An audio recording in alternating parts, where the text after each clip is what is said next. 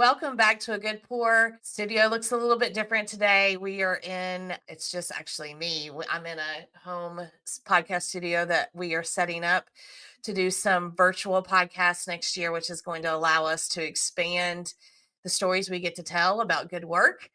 In the meantime, we have a compilation episode from season 2 about community and creating relationships and how those stories show how connections shape our lives and create belonging. So I hope you'll listen in. There was a big study that came out. It was called the Men's Harvard Health Study. You may have seen it. And it's what they did, the researchers actually started like 80 years ago. And they took a group of almost 1,000 students from Harvard. All of them were men. I think at that time Harvard only accepted men. They interviewed all of them, and they looked at like multiple factors in their lives, health and social, connections, and just many, many different things. And they continued to interview them periodically throughout the rest of their lives. And this study lasted more than 70 years. It was just concluded recently. And so, of course, they were looking at what constitutes a good life, what constitutes a successful life, what are the factors there. And the lead authors of the study came back to the one thing that stood out more than anything else was really good relationships, good, positive social connections, having people in your life that you love and that love you. I think a lot of it's, for me, it's just trusting myself. I trust that I didn't need you to respond. It was just a message I felt like I clearly needed to hear. I just wanted to say, right? And so I felt, for me, I've just learned that there's a reason. I always say, I don't know if it's a good or a bad trait, but I remember every word ever spoken to me. And sometimes I wish I could forget some people's words spoken to me, but it's just something that I hold on to. And I may not remember little things in your life, but anything that speaks to me that's going to have an effect on your life will always stay with me. And I just think that a lot of it's just, I just have a gift of caring about other people, but I do it because I care so much about myself. And I truly believe we all have a purpose. And this is part of my purpose, is being able to take in all this information and hold on to it, because there is a time when people need to be reminded. The biggest thing I learned that I would love for you to share, maybe just one other thing that you feel like is a valuable lesson that comes out of this, because there's lots, but is how quick we are to not listen. Like, we'll sit down and we'll just talk and talk and talk. And then you leave and you're like, did I ask any questions, or were my ears on? Was I listening? Right. And so you give some techniques really to encourage people to listen and pay attention to how they're listening.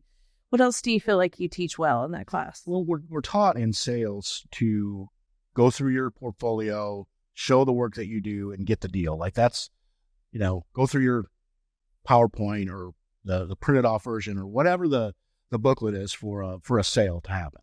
And it's very transactional. And the problem is today with the internet, there's competition on the phone for even the work that we do. Right now, someone can Google marketing company Gallatin. Hopefully you're number one. But that's one of the things I've got to go back to and make sure my SEO is. It's hard to do work for your own company. Totally. Calver's kids thing. But that concept of listening instead of just trying to build that. So the concept there is 70-30. So I always think about that when I'm going into a meeting. I need to listen 70% of the time and talk 30. You and I have been in meetings with other people trying to sell us, and they talk 90% of the time, and we get maybe a question, and we don't even know if the product's any good because they didn't ask any questions. So the listening, and then thinking about every person you meet has to have a sign in their forehead that says, make me feel important. So that edification and maybe some encouragement, some kind words is really helpful there. Feel like you're getting any assumptions made, or, we all have different things that are hard in our lives, no matter how old we are, but especially as different cultures and generations come in. So is there anything you wish people knew, either about being a college student or just being kind of your age? I think being able to be seen as an adult and being responsible and being capable of a lot of things, even when they're hard, because I think that's how you grow. I think being challenged is how you learn. And so being able to get responsibilities placed on me, I think has been one of the most amazing things that I've done in my college years. It's just taking responsibility on and putting yourself out there. And I think being seen as an equal truly helps younger people so much, and being able to be respected. And I think, but 100% it goes both ways. I think my number one value is respect. And I think without respect, you can build nothing. And so truly just being respectful to people, I think is so important. And so being able to be seen as a respectful person and being able to show God's love through that, I think is really important. So just being able to see as a person, even though I might be 20, I can still do lots of things that people of all ages can do. Give you a chance. Yeah, right? Exactly. See me and give you a chance. Mm-hmm. What did you learn about yourself? Man, I learned that you cannot do things alone. And I'm one to say, I don't need help. I'll figure it out. I'll do it myself. But you can't. You have to rely on others, and they want to help. They want to show up there. They want to be there for you. And I'm not good at accepting help. I'm not good at accepting anybody to do anything.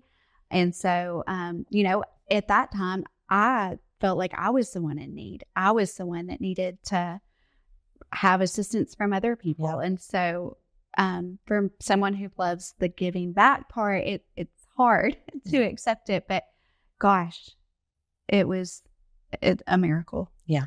A miracle. I was on my own as far as Gallatin Shalom Zone staff, but we have such an incredible community. I reached out to my girl Felicia over at Unlimited Potential, and she was with the organization before, so she really helped me. And just volunteers, Yeah. our community really shows up. Yeah. I mean, I always say we're a small but mighty staff of 4, but we have some amazing volunteers. Making sure that we listen to those different viewpoints. You grew up different than I did, but that doesn't make you're right and me wrong, or vice versa. And so that's what I love about the commission too. It's hard when you get 24 people in a room in a room that have all different backgrounds. It's very, Well, very in different hard. cities, different cultures.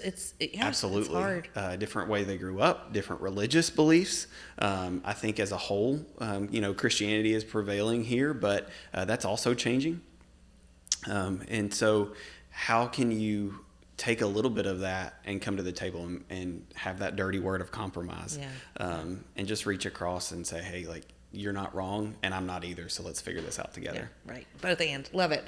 We have kids sometimes that identify great partnerships and they create them. One of the things that we're really trying to do is cultivating our students, because we pour a lot of resources and support into our children. We're starting an initiative next year called Sumner Gives Back, where we're going to try to encourage our kids and give them opportunities, because I think students today are really missionally focused. I think they have a calling to serve the community, and it's our job to not just worry about reading and math, but to also think about civic virtue and create opportunities for them to give back. And so our board of directors is so wonderful, and they help vet everything that we do. We are able to start fundraisers on social media. Our social media following has just been incredible. And I know that sometimes social media gets a bad rap, but man, it can be used for so much good. Yes, it can. So much good. Yes, for sure. The things that I've learned from people here, and the generosity that I've seen from people, not just with money. I mean, yeah, people give a lot of money here, but just time. People give so much time and energy here. We're excited about being part of that in our next step. And we learned it because we lived here for 11 years. We learned how people who are really successful in the business world still give time, money, energy, so that their community can be a place where people are flourishing. And so, and honestly, I mean, now that I'm using AI, all of that can feed, these AI basically personas that we're creating. Yeah. But when you're using video and you're getting a true nature and a true voice and a true personality, all of those things really shine through in the rest of that content. We were set up to do the podcast well, but it really has taken off. I mean, we're filming, a day a week probably. Yeah. And it's the business has went in a totally different direction. Yeah. And so I very much credit you for that. Played my part. I don't know if I can take all the credit. I think Good Circle has such a good culture, and it's not surprising to me. I hope that video plays a small part in it. I think it does, but your team has exploded in the last 6 months, and I think that all points to how good Circle is too. So I mean, kudos to you, because it's been an honor to be a part of this team, and not only learn on my own, but also learn from everybody behind the scenes too. I think that's been a big thing. I think one thing I want to brag on our leadership from a political thing is the mayors of each town. I talk to Mayor Brown, Mayor Callis, Mayor Clary from time to time, and it never fails in any conversation. They mention something about talking to each other. That's not by accident. And one thing I learned going through leadership seminar is every town really does have its own little niche, and it's how can we capitalize on that to make the county as a whole better. I don't think Portland would be in as good a shape if we didn't have Hendersonville in the mix, and vice versa. Right. There's something for everyone. Just like competitive way of going about it, and the women competing against each other, and this lack mentality, and we are not that. There's like so much abundance in the kingdom, right? There's so much. We do not have to compete. We can collaborate. That's why we call it the collab. And seeing how we can bring to life the ideas that we have, because we don't have to ask permission. Mm-hmm. We can just do it. Thanks for listening. Our community grows through care, respect, and kindness, as you've heard in these clips. Keep building connections and keep showing up for those around you. See you soon.